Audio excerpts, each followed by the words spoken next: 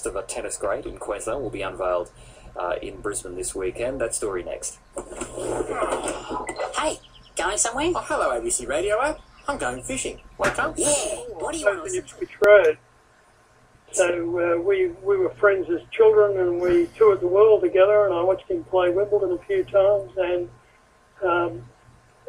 so, you know, Ken Fletcher did things for Australia that no other tennis player could do. Although he was a great tennis player, he brought Chuck Finney, the Irish-American philanthropist, to Brisbane because he knew Chuck was going to give his money away in his lifetime.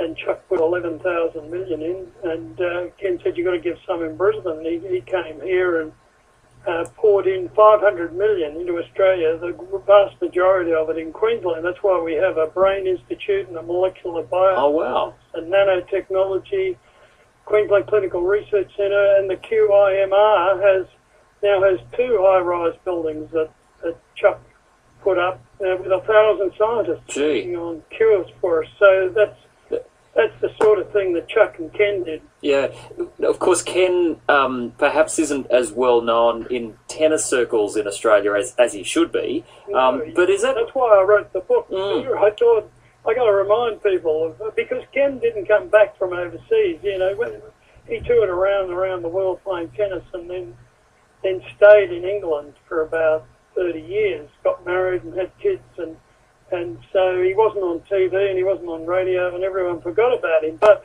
John Barrett, the BBC's voice of Wimbledon, said one day, I heard him in Melbourne, he said, in the 1960s, Ken Fletcher made the Wimbledon Centre Court his own. Yeah.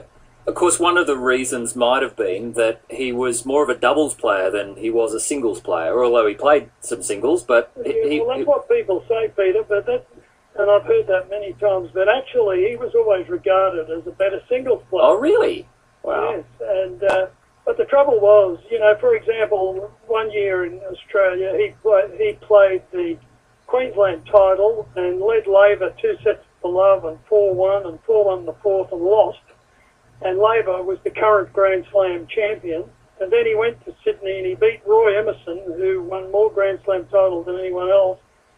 Down 2 sets to 1, he beat Roy Emerson, and then Neil Fraser beat him, and then he went to Victoria for the Victorian, and he beat Neil Fraser on his home court 6-love in the fifth. So it was 3 Wimbledon champions. You know, he had to beat every time he played, but he did win tournaments that no one else could win. Like in those days, they weren't all played on the same surface. You know, no tennis player could go to the Philippines. They tried, and they went there, champion tennis players, to beat the Filipinos on crushed coral courts, and they all lost 6-love, 6-love, 6-1 to Dayro and Ampon, the 2 champions there. And Fletch was the only bloke who went there. He went there 2 years in a row, and he beat both of them. And when he beat Dayro in the final, Dayro said, without that forehand of his, I would have beaten him. And Hotman twice wrote that Ken Fletcher had the best forehand in the world. But, you know, his record at doubles, if you judge it on places like Wimbledon, is better than his record at singles, because he played 10 Wimbledon doubles finals in 6 years on the centre court, of course. And he also he's one of 11 people in world history to win a Grand Slam. He and Margaret Court won the Grand Slam of mixed in 1963, the only time they played all 4 tournaments, and they're only beaten once in 5 years.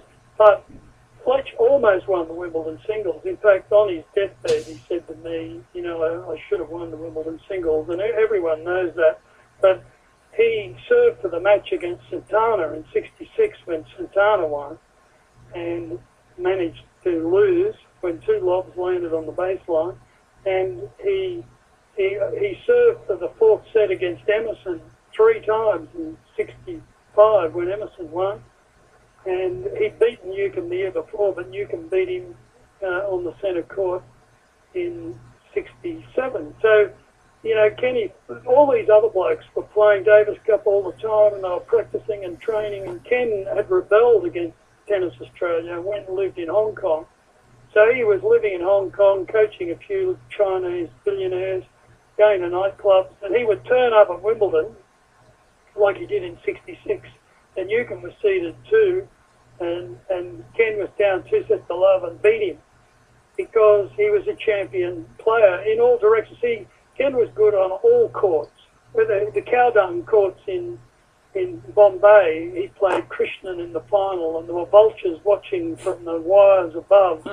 And Ken had a great sense of humour, which everybody loved, and he always talked to the crowd. As the English say, he was the first player to give himself to the crowd. And he walked over to the crowd and he said, God, I'm exhausted. It's the fifth state, it's 37 degrees. If I fall over, I'm going to get tetanus. And if I don't get up, those bloody vultures are going to eat me.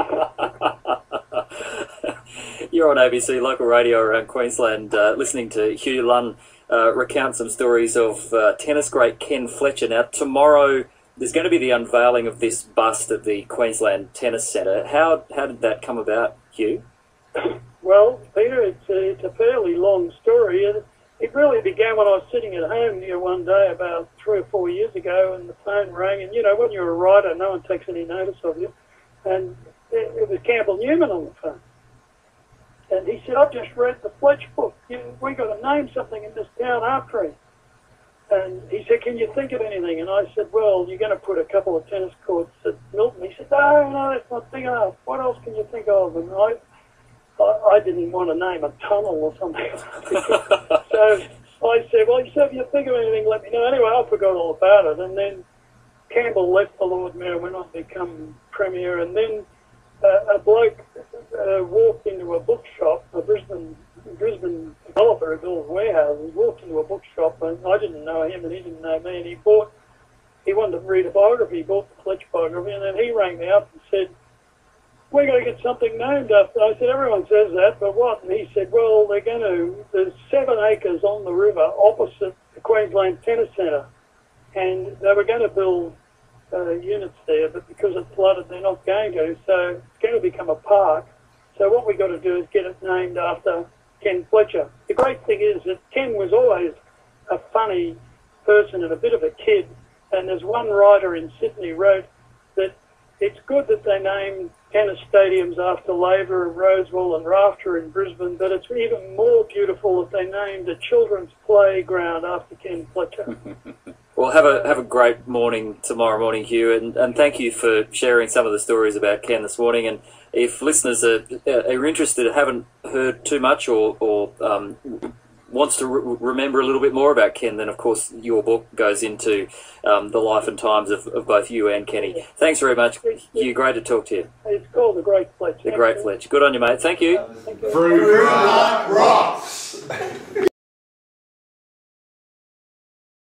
Hi, I'm Billy Lee Lunn, and I hope you are enjoying these YouTube videos of the Great Milton Tennis Centre.